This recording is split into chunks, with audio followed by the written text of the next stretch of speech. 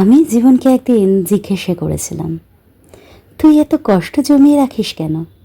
আমি তো তোর কিছুই নিইনি, তবু কেন আমার ভেতর এমন হাহাকার রেখে দিস?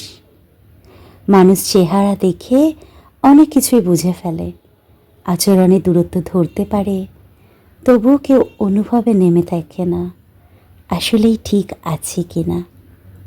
যারা দূরে সরে যায় তারা যেন খুব সহজেই জিতে যায়।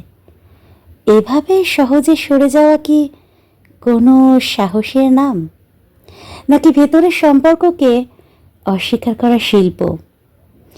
মনকে প্রতিদিন বোঝাই, এই বুঝি ঠিক হয়ে যাবে, এই বুঝি একটু হালকা লাগবে, কিন্তু প্রতিবারই অস্ফুট কিছু যন্ত্রণার ভেতর তলিয়ে যাই ধীরে ধীরে।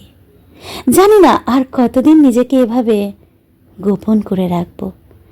শুধু এটুকু জানি, এই ক্লান্ত শহরের ভেতর আমার নিজের জন্য একটুও জায়গা নেই, একটুও না।